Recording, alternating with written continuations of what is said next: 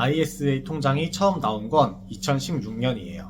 근데 이때는 딱히 매력적인 혜택이 없어서 흥행에 실패했고 2021년에 한 번 개정됐고 그리고 올해 한 번 더 개정되면서 혜택이 훨씬 좋아졌다고 해요. 그럼 ISA 통장이 어떤 건지, 누가 사용하면 좋을지, 그리고 이번에 어떤 것들이 달라졌는지까지 함께 알려드릴게요. 우선 ISA가 무엇이고 어떻게 하는 건지부터 핵심적으로 말씀드릴게요. ISA란 만능형 통장으로 불리는 계좌로 19세 이상 소득이 없는 사람도 개설할 수 있는데요. 전체 금융기관에서 딱 한 개만 만들 수 있고 하나의 통장에서 예금, 적금, 펀드, 국내 주식, ETF, ELS 등 거의 대부분의 상품에 투자할 수 있어요. 그러니까 여러분들이 하고 싶은 웬만한 투자는 거의 다 할 수 있고 비과세 혜택이 있다는 게 가장 큰 장점이에요. 바로 이 세제 혜택 때문에 ISA 계좌를 운용한다고 보시면 돼요. 이 세제 혜택이 얼마나 되는지는 뒤쪽에서 자세히 알려드릴게요. ISA 계좌는 일임형, 신탁형, 중개형, 국내형 이렇게 4가지로 나뉘는데요. 일임형은 계좌를 개설한 금융사에 모든 걸 맡기는 방법으로 전 아무것도 몰라요, 알아서 해주세요 할 때 선택하는 방식이에요.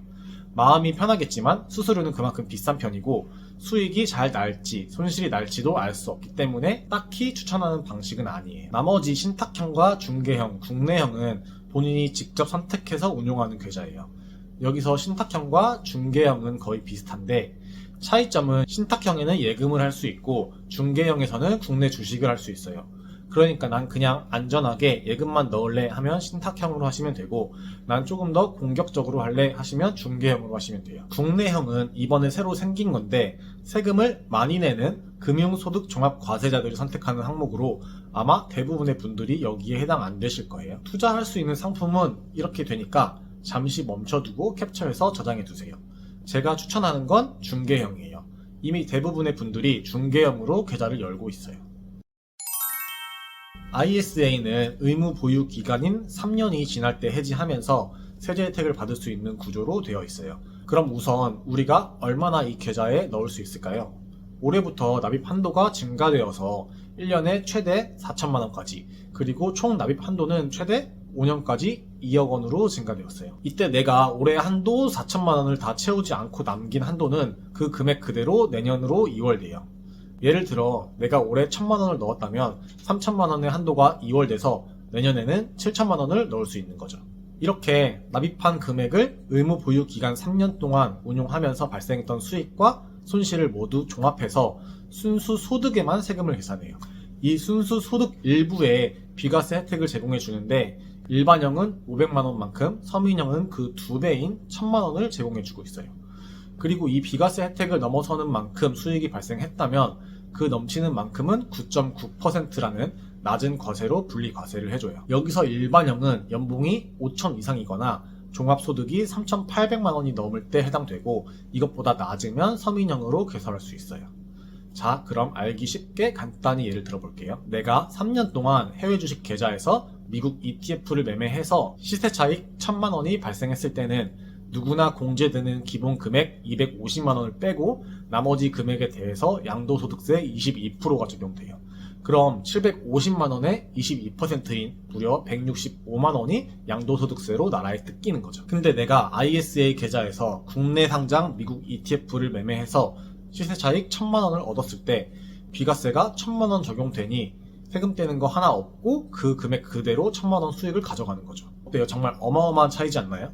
해외 계좌로 미국 ETF 거래하는 거나 국내 상장 미국 ETF 거래하는 거나 사실상 똑같은데 이만큼의 세제 혜택이 있다면 당연히 ISA로 해야겠죠. 그리고 한 가지 더 혜택이 있는데요. 바로 연금 전환이라는 거예요. ISA가 3년이 지나고서 해제할 때 IRP나 연금저축계좌로 전환을 할 수 있는 제도인데요. 이건 국가에서 연금저축을 장려하고 있기 때문에 추가로 세액 공제를 해준다고 보면 돼요. 이때 추가 세액 공제의 금액은 원래 연금저축 금액의 한도와 별개로 넣을 수 있고 그 금액의 10%만큼 추가로 세액 공제가 돼요. 이렇게 추가로 세액 공제를 해주는 금액은 300만 원까지 가능하다고 해요. 이때 최대치로 한번 계산을 해보면 ISA 계좌로 열심히 돈을 모아서 수천만 원을 만들고 그중 3천만 원을 연금저축 계좌로 옮기면 그 10%인 최대 300만 원까지 세액 공제를 더 받을 수 있는 거죠. 이렇게 최대치를 넣지는 못해도 어쨌든 의무 보유 기간이 지나는 3년마다 추가로 세액 공제를 더 받을 수 있는 건 쏠쏠한 혜택이라고 생각을 해요. ISA는 세제 혜택이 이렇게 좋은 계좌임에도 불구하고 다행히도 원금 출금에 대해 딱히 제한이 많지 않아요. 입금했던 원금만큼 그대로 다 출금할 수 있어요. 다만 원금 이상의 금액, 즉 수익 금액까지 출금하게 되면 세제 혜택 적용이 사라지게 돼요.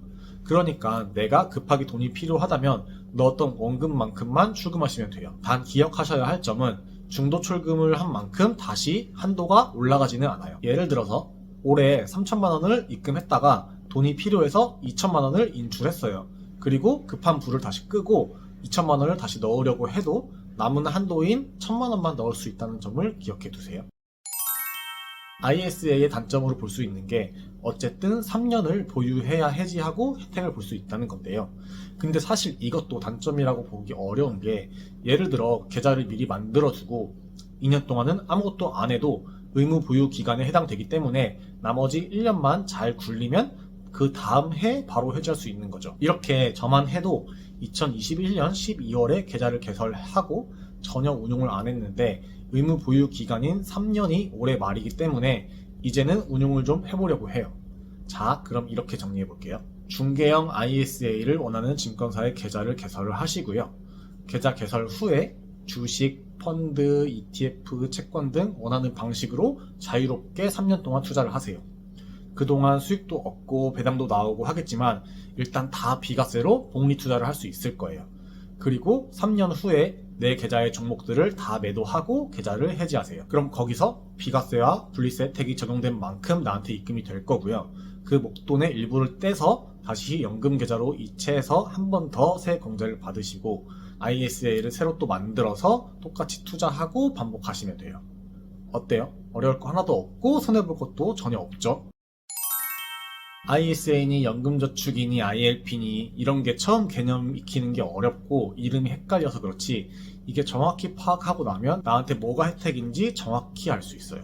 그러니까 여러분 지금 당장 투자하지 않을 거라고 해도 일단 증권사 어플 켜서 ISA 계좌 하나 파두세요. 지금 당장 돈이 없어서 여유가 없어서 완벽히 이해하지 못해서 투자하지 않더라도 분명 몇 년 후에는 스스로를 칭찬하고 있을 거예요.